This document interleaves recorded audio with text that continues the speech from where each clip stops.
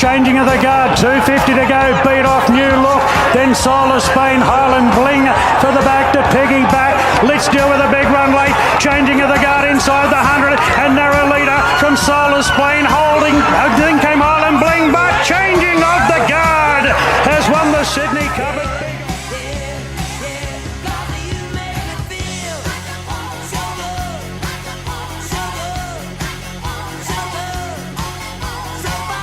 Lady Shenandoah hits the lead of the 200, but Idle Flyer chasing a first Group 1 success, draws level. Idle Flyer moved up to Lady Shenandoah, and Idle Flyer draws away with the Queen of the Turf by 3/4.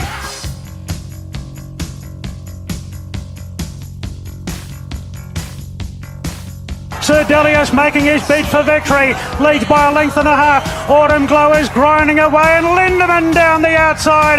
Autumn Glow's in trouble. Sir Delius, is this his big moment? Sir Delius two in front. Lindemann, Autumn Glow do the chasing, but Sir Delius takes out the Queen Elizabeth Stake.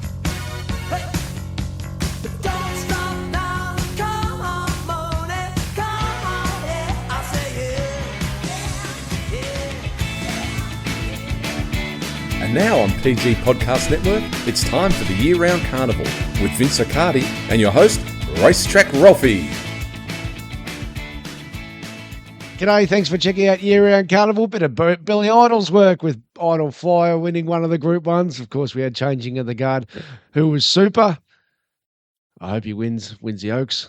And Sir Delius, wowee, the unbeaten run of Autumn Glow comes to an end. All that audio courtesy of Sky Racing, as we say g'day to Vince Cardi from Daily Sectionals. G'day, mate. Ralphie, good morning.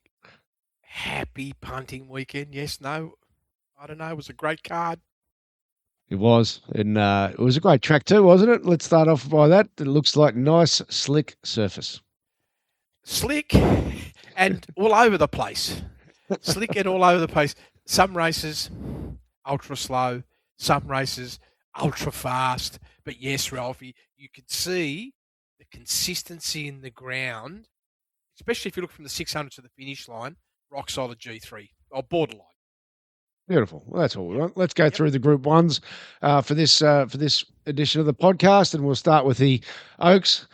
I just shake my head at J-Mac, and I say that in complete admiration because not many times you could say that a horse looks to be travelling exactly where the jockey wanted it to be, but 10 lengths from the lead, which you always say that's your borderline non-winning position. Yet he seemed to be in complete control of that horse and decided when to go. He went right at the 800-metre mark, and it was riding perfection. What did the numbers say from I hope he wins, Oaks win, race 5? Yeah, it was, Ralphie. Stand my ground going plus 3.2. I marked that lone leader. Then we just had that little cluster. Larmora 1.1 above, Mountain Queen 0.3 above, Long Legs 0.7. So that's where the pace shape is. Opie wins 7.5 lengths below benchmark. Against the leader, impossible position. Against what I could deem to be where the pace is, absolutely on the outer edge, borderline, not in it. So hard to work out, isn't it, Ralphie, when you're so far back, whether that's on it or not. I felt like it was on the edge of not being on it, but the ride was sensational. Look at the run in the mid, huge move, 11.7 mid-race squeeze, 4.1 lengths above benchmark between the 8 and the 4. And then I looked at those micro splits. He's made the big move, Ralphie, as you can see in the fractional splits between the 8 and the 6, 3.2 above. But then 6 to the 4.8 above, 4 to the 2.8 above, and actually surged over the last 200 metres with a plus 1.5. That's racing genius. So to the eye, it's obviously no coincidence that the eyes match the numbers here in that he took off at the 800-metre mark. But that's the genius of this bloke. He goes, okay, I'm now a bit too far from the lead. It's now time to try and tack on to the lead, because that little dip, that's just probably a result of by the 600-metre mark, that's when the turn starts. Yeah, and this is just Frank's how sensational the ride was. I would say almost no one else wins on that horse. That's how brilliant the ride was. It was because the second horse was in the golden spot. Even the third horse after Summer They were gold. 2.5 below benchmark profoundly. That was the winning position. After summer, 4 lengths below benchmark, also in that A1 spot for maximum efficiency at the end. And yet, those two runners, they dipped in their speed a bit more significantly between the 6 and the 2 when compared to Opie Wins. But the ride was just stellar. And all credit to the horse. I knew the horse was okay. When I say okay, I never marked it as anything special. The overall score, -1, probably reflects its scorecard. But I have to also say, the 1 length below benchmark for 3-year-old filly at 2,400 is actually a decent performance. Yeah, so we regularly, obviously, when you track the Oaks as often as we do all around the country, that's probably, towards the top end, but it's certainly not freak style. But then I really want to ask you then, if you're saying -1, but with a big last 2 sections and the big mid race, what sort of potential do you think you could graft this horse now that you've got more of a handle on it? Because the New Zealand numbers weren't overly impressive, as impressive as she was making ground, which she did again here. But overall, the numbers weren't that impressive from New Zealand. Was your pre-race thoughts? Yeah, and I also feel, Ralphie, so late in the campaign, it's all on one prep realistically. Right. Just a couple of little freshens up. That's probably the hidden gem for me, is it's been able to do all that in one preparation. Therefore, there could be an immense upside when this horse returns the next campaign. What do I mean by immense? 1 to 3 lengths improvement on where it sits at the moment. So that's potentially a benchmark +2 horse. Yep. And if it grows and gets stronger, who knows? So this time last year, Aliana was Chris Waller's big filly, and she smashed the Derby, and she was sensational with the +2. But the reason I bring her up is that I just wonder if this year, with Hope Wins, maybe he might say, "Well, I won't overly test her in a Caulfield Cup. I've already got Aliana for that. That maybe I'll try her for that. This might be, and we're about to get to why. This might be his Cox Plate horse, Vince." Really? Well, what did he do with Aliana last year? He went mile, 2,000. Let's strengthen her up before we try going back to a distance. Now, she then wins the Tancred in the autumn. Now, Right. I'm just saying that, as we always say, he likes seeing what's under the bonnet when he gets them, and then he just goes on the slow build again. Autumn Glow won't be his Cox Plate horse, which we're about to get to. And, or Golden Eagle. Now, the problem with the Golden Eagle, you go, she's her alibi. So with the Cox Plate, unbelievably at this stage, the Cox Plate might be weaker than the Golden Eagle. And I'm just spitballing for fun, but I'm just saying, I just wonder if that could be his mindset. Yeah, well, best I don't say too much, Ralphie, because I'll be besotted if this horse is in the Cox Plate. There's a genuine chance. So she'd need a good 5 lengths improvement to be. Have to. I mean, I know even a low Cox Plate, you're right. Got to find 5. Now, anything can happen. It's all on one campaign, Ralphie. Maybe the horse just comes back a real monster next preparation. It's possible. I've seen it. It can happen. But right now, wow, that's like big call for any stable to think that. Hepta was fantastic, but it wasn't the Group 1 race, so we'll leave that for the members' bonus. If you want the members' bonus, just go through my links on the website, racetrackralphie.com.au, and click through the links, become a Group 1 member, support the fact that we're corporate bookmaker ad-free, and you get the Group 1 bonus, which we do most weeks of the year. Let's get to the Sydney Cup, race 7. Well, the gut feel after the race, Vince, was that they went at a pretty slow tempo, and this was a juniors front-running ride from Jason Collett. What does the numbers say? Yeah, you're not wrong about that, Ralphie. Well, first of all, the winner, Changing of the Guard, half length above benchmark. Soul of Spain, benchmark. Highland Bling, 0.3 below. Athabascan, 1.4. Just looking at that top 4. That's not bad for 3,200 metres, Ralphie. If we're looking at it against, say, a Melbourne Cup type of ridge, they're sort of 3 to 5 lengths away from that sort of marker. Early speed, pretty much 10 lengths below benchmark. That's not bad, really, for a 3,200 metre race, Ralphie. Could have easily been -20, so I'm glad it was half decent.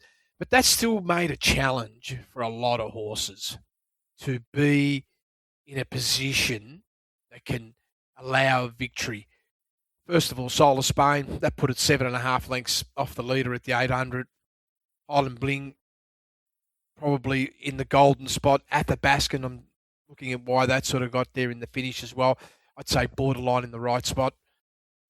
So no surprise for those horses to be there, Ralphie, but I can't fault the performance of Changing of the Guard. Really, 10 lengths below benchmark early. Excellent move in the mid-race, 11.2. Compared to Soul of Spain, 20.8, Ralphie. It's hard. It's hard when you've got to make that big move and then still have something in the tank at the end.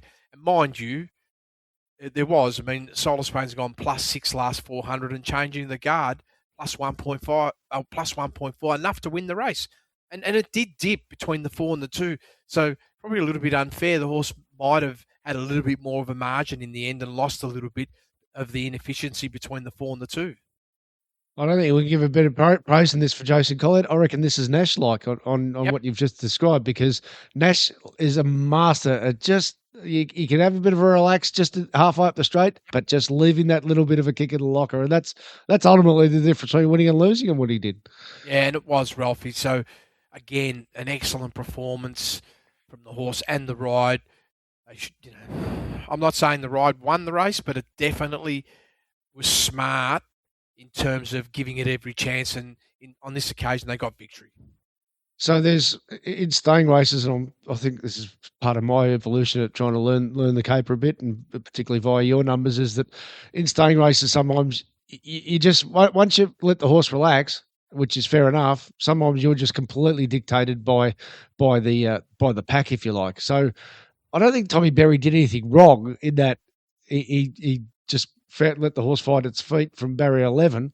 But then after that, if I look at last year's Sydney Cup, which was an insane race shape, I think Arapaho was going 5.5 lengths above benchmark and wasn't even leading. I just had a quick look up there. So that's 15 lengths faster as a starting point. This was just the race shapes beating Soul of Spain. Did you end up having a little play at him? Yeah, on Soul of Spain I did, Ralphie, absolutely. Yeah. So I was not unhappy. Of course, I would have always been happy if it won to get the extras because it paid well. But yes, I did, Ralphie. Yeah. Just from a ride perspective, he could have been a couple of lengths closer, Ralphie. Without really impacting the horse at all. I mean, if I sort of look at where the horse was to start before, like 8.9 lengths below benchmark early, and the run before that 10.8, and then even when I look at the margin from the leader, he genuinely, against the pattern, he was two lengths further back than where he normally sits. Maybe just felt that's where he felt comfortable. I don't know, but the squeeze definitely was huge in the middle, and the last 400 metres probably also confirms that he had a bit of petrol left, Ralphie, which meant that he could have used a bit more energy early, and that horse, he could have won it, is what I'm saying. I suspect without knowing that from that wide barrier, the instructions from Mr. Waller was don't risk being caught wide. So under that circumstance, I get it. I'd be probably more critical via the numbers of Tyler Schiller, because Litzdale is a horse who's an on-pacer, and I saw his post-race jockey interview on Sky, and I think he thought in hindsight he should have really did a bit more to hold a position there. Yeah, possibly, Ralphie, but then when I look at that horse's profile, he was very close in terms of speed to the run before, 12.8 below versus 14.4. I look at the MLF, he was pretty much bang on where he was 2 starts back. He was like in the right spot, I felt, Ralphie. And in my view, because you've got to remember, you don't draw well initially. Once you settle in your position, you've got plenty of times to make the creep. Because it's all about what happens by the time you get to the 800. So you just imagine your 2,400 metres of running to get into the position coming to the 800.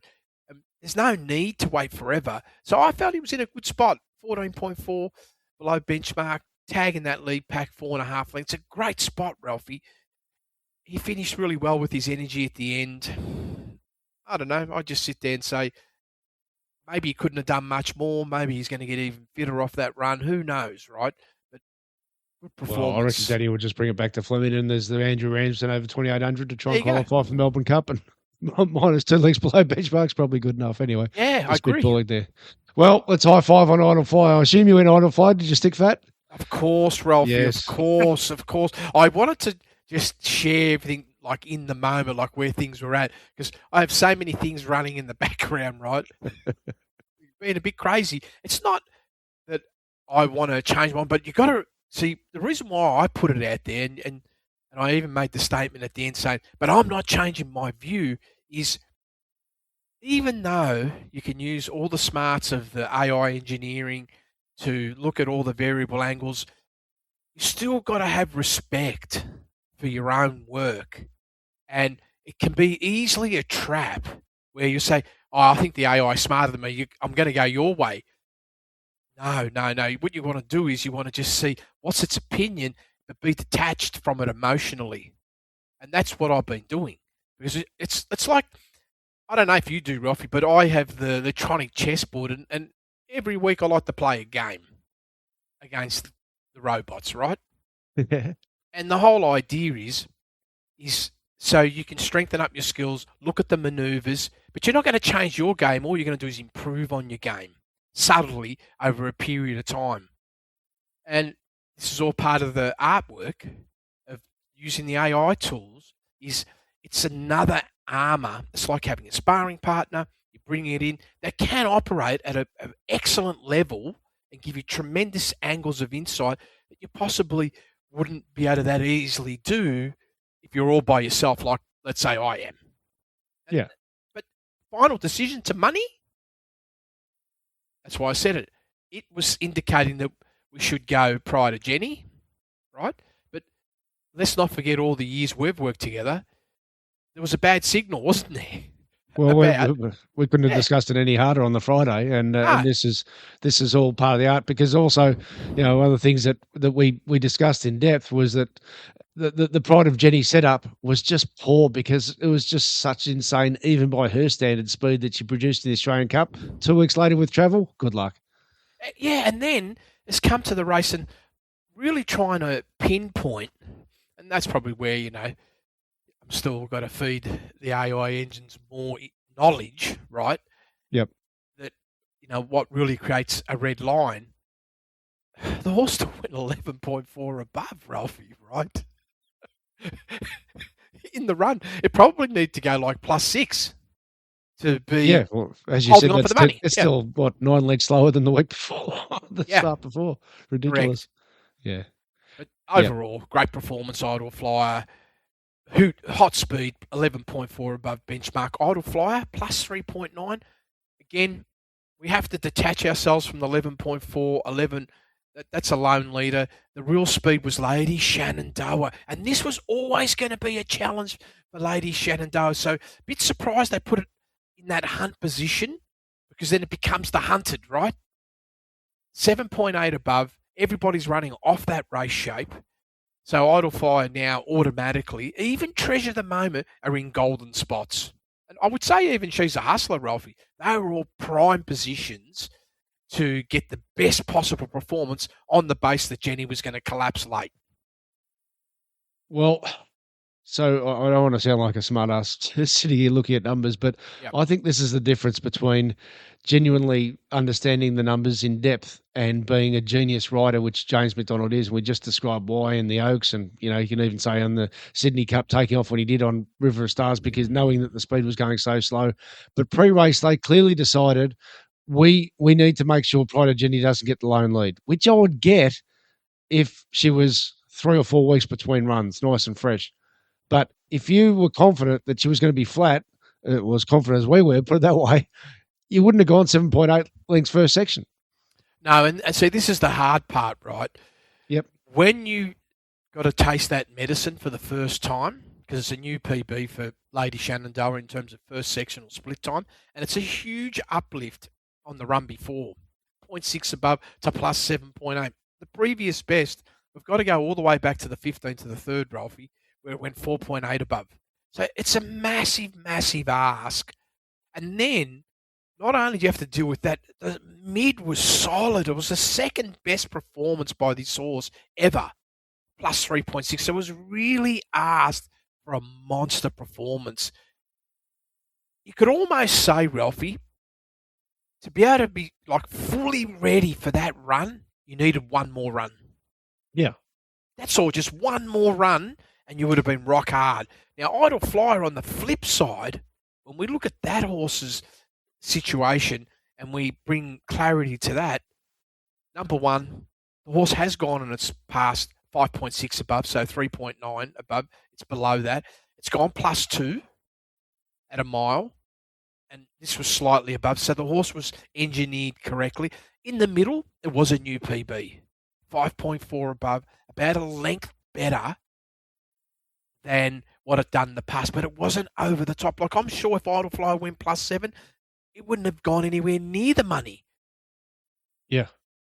And then you could see the weakness late. It was just was it all out. Free race? Sorry, go on. Yeah, I was going to say all out last 200 metres, lost about 2 lengths of velocity. Yeah. Free race was fascinating. They mic'd up Zach Lloyd talking to the connections, and he said, look, this is the perfect barrier for this horse, given not just her, but where the favourites are drawn, because he said, I don't know if I'll be behind Lady Shenandoah or Treasure in the moment, but I'll just get behind one from wherever I'm comfortable. And that's exactly what happened. So, and the overhead really showed that. So that was the perfect setup for that horse, because as soon as Lady Shenandoah overdoes it, he just slides behind Treasure in the moment. So, perfect thinking pre-race and perfect execution post-race. And we should also give flowers to Matthew Smith. It was funny on Friday after we made the discussion, I thought I'll just look up a bit more, and then I realised he nailed the brief on the same race with Hurdle Myrtle a few years earlier, and he absolutely got this horse to peak on grand final day. He really did, Ralph, and we could sense that in the pre-work, that this horse is ready to come to a peak. Whether it was going to do a 3.9, I was probably thinking something around 3, low 3s, and yeah, big performance, plus 2.9. Outstanding. All right. I would say probably another run still, Ralphie. Another run there. Well, here, actually, I will finish with this. These horses, if they go to Queensland, they are money makers, aren't they? What about She's a Hustler first up to do that first up? Knowing Ralphie, that it's going to keep going north to Queensland, and it loves wet ground. I'm excited. I mean, the horse has come back about 2.5 lengths, but horse. Oh, stand by. G-Bag, another fill up for it. Too smart. All right, speaking too smart, hats off to Waterhouse Bot. They had one sole focus target for Sir Delius. Almost a bit of a reverse to the usual Waterhouse style, if you like, which is win, win, win, win, and try and keep winning. This was peaking grand final day, and absolutely did with Sir Delius, and the bubble has burst. Explainably so, but ultimately you only get one chance to be unbeaten. Autumn Glow has no longer got that tag. What happened in the Queen Elizabeth, Vince? Well, Ralphie, there was always this possibility if they run really fast, maybe that's where the vulnerability could come for Autumn Glow. Like, I disagree with Mr. Waller saying that it's his mistake, that perhaps at the 2000. To me, this looked like very, very well engineered. Super velocity, 14.8. It's like as if there was an understanding that if we go really fast, maybe we can undo this superstar potential horse in Autumn Glow. Maybe this is how we beat it. Especially if you're tasting that medicine for the first time. I mean, plus 8.5, Autumn Glow, plus 8.5. Let's just think about that just for a second, Ralphie. Like, what does that mean? You know what I mean? To be able to go at that speed for the first time in your career, it's not an easy thing to do. And light infantry, man, let's pull this apart a little bit. 14.8. So they've adopted the tactics of Pride of Jenny from the start before of 13.6. And can't be good. The total collapse at the end as well for that horse, coming off a brutal run and now putting another brutal run through the first section, 14.8 above. I just sit back and look at Autumn Glow, Ralphie. That was like a huge ask in terms of speed. It's a PB at 2000 first section. Now, mind you, to go plus 8 at a mile is one thing, but to go plus 8 at 2,000 metres or greater, that's a completely different story. And against its trend, it's at least 4 lengths faster than it's what I would consider to be a comfort zone scenario. And yeah, and the horse was found pretty much over the last few hundred metres, it was found out, and I just feel it was pace-driven, not because the horse can't get 2,000, but of course, if you go to a Japan-type race at 2,000, then you wouldn't want to go there because maybe that's where the vulnerability might be with the horse as well. I just want to put something on the table that would make most people's heads roll off when they hear this, and this is fact. There's no opinion to this. And I look at Pride of Jenny, and when she famously won the Queen Elizabeth Stakes, and everyone said it was the most amazing race that they've seen, and it probably was in a number of ways. And this was this race 2 years ago. Her first section was 15.9, meaning light infantry man, and she was leading by 30 lengths. Meaning on Saturday, light infantry man going exactly the same speed would have been just 1 length off Pride of Jenny in that race. What the hell were they doing on light infantry man? What the hell were they doing on Caviar Heights? And comically, the stewards asked a question of one jockey, Nashua Willer on Lindemann. They grilled Nashua Willer for going back. Fitz, how fast was he going on Lindemann? And we always say the best jockeys ride to the numbers. They don't intend to, but they have such good feel for the horses. They know what to do. That this horse who normally goes forward, Nash said, I'm not doing that. How fast was he going, and how fast does that match his 2,000 profile? Yeah, he's going +6, right? So what's he normally do at 2,000? Well, if you're looking purely at this sort of distance range, right? Yep. Like give or take, say, 100 metres, right? Yep. Once in its career, where it completely fell apart at Doomben and went 15.8, all other runs, there was a run, again at Caulfield, where it went 11.5 and also fell apart, right? But if you take away those two runs, it's more like a +1 horse, Ralphie. Realistically, it's +1 or below benchmark. And so I need to underline under the numbers. He's going 5 lengths faster than normal, despite settling last, and he then runs second, way against market expectations, meaning Nashville has ridden the perfect race. He's the one who gets questioned. Come on.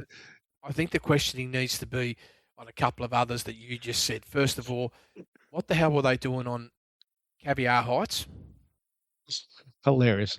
Yeah, absolutely hilarious. And not a Zach Lloyd type ride style, by the way. Yep. So that's ridiculous. And then, of course, right, light infantry man, it's hard for that one because the start before goes +13.6, right? Yeah. So it has had Bunsen burners on. But jeez.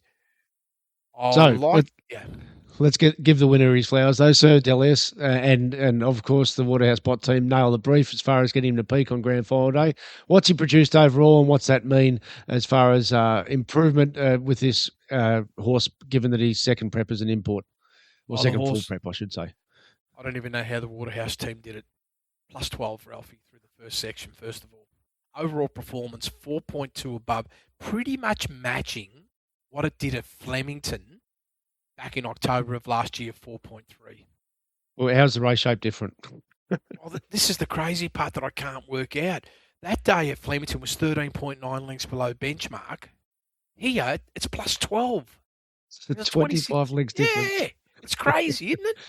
Yep. How does that happen? I know it's a complete inverse of speed, but how does the stable get the horse to be able to produce that? And it was strong, Ralphie. Yes, of course there's going to be a taper at the end, but it was such a strong run.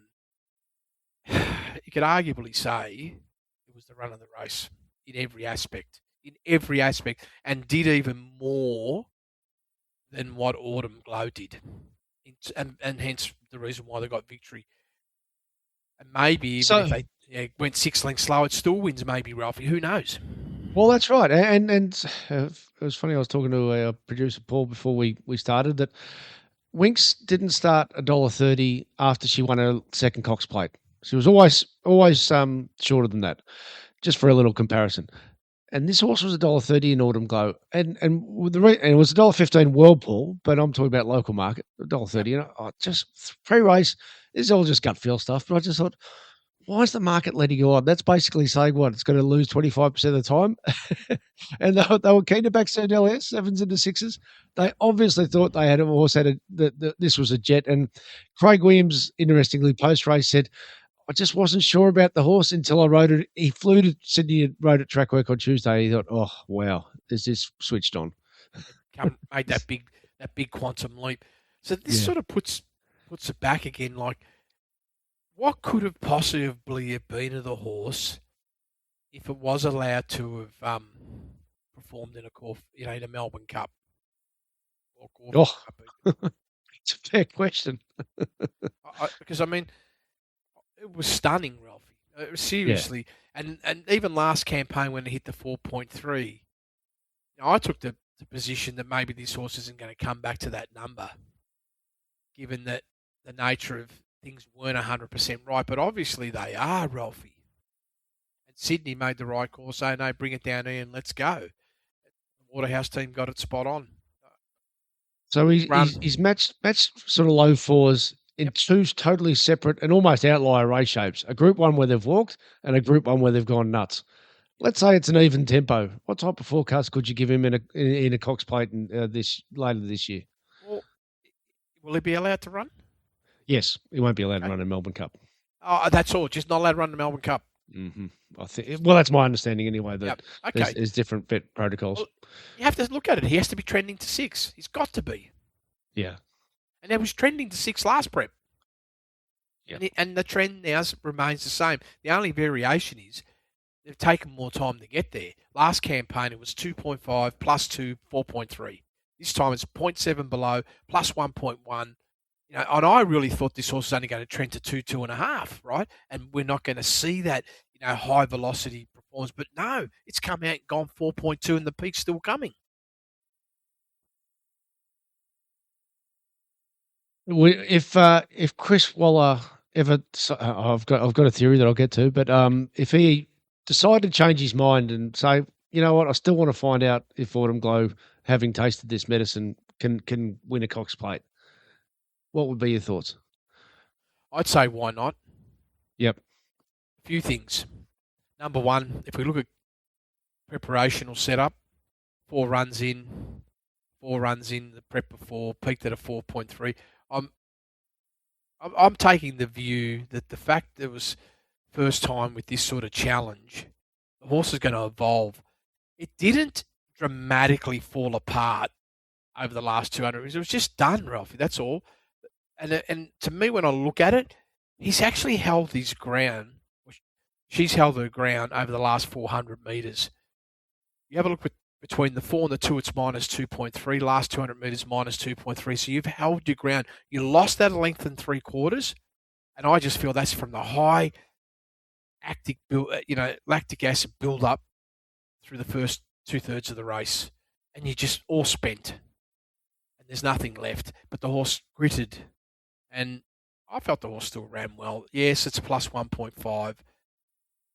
It's the lowest we've seen the horse produce performance-wise. We have to go all the way back to the first race start, Ralphie. So from that perspective, I get it. But with that run that it spelled, I reckon that 2.3 lifts it by a couple of lengths. It still probably doesn't put you, right now, Sir Delius level, but you would see, a better performance. But I don't know, Ralphie. I thought it was a great effort. When you won the Golden Eagle, there's one thing also. It shows you can handle wet ground. Who knows what can happen? What do you think they'll do with it? I mean, other than Mr. Waller saying that it's his mistake and trying to try out the 2000 or whatever, and it didn't work out, and he's taking all the blame. Well, so it's owned by John Massara, who's a key maker in New South Wales racing. So there's a complete gut feel, right? Just no insight. Yep. But I thought you probably wouldn't need an excuse to miss going to Melbourne. In other words, so go to the Cox Plate if everything's perfect. Okay, everything's now not perfect. Go to the King Charles, win that $5 million mile. All right. Give it a light spring, and then target Royal Ascot 2027. That would be my gut feel. Well, here's the question. Oh, really? Yes. Okay. So the then UK one's interesting. that sort of Frankel race where I forget the name of it, but I saw it with my own eyes. I couldn't believe it. But that mile up the straight at Royal Ascot, target that for the mid-year. So then light spring, light autumn, and then try and take on the world. And Mr. I say this with no disrespect whatsoever, but I'm sure it's not a matter of John Massara is in it for the money now. I mean, if he could take a horse this good to Royal Ascot and win, that would be worth, unbelievable pleasure for him. I don't know if okay, at Royal Ascot, that's interesting. I reckon, first of all, you're going to have to get past She's Alibi. Well, this is what I'm saying, that She's Alibi will be going to the Golden Eagles, so she won't have to run against She's Alibi, because the Golden Eagles for 4-year-olds only, Autumn Glow's 5, Autumn Glow targets King Charles, and Right. She's Alibi, I assume, might go to a mile and then back to 1,500. He might. Moons might want to win the lot. Yeah, it's might want to win. Yeah, you're right, Ralphie. This is fascinating stuff. they'll be just tuning in saying, okay, now we feel like to get the absolute best out of everything, we stick to the mile. Okay. Yes. Makes sense. Yes.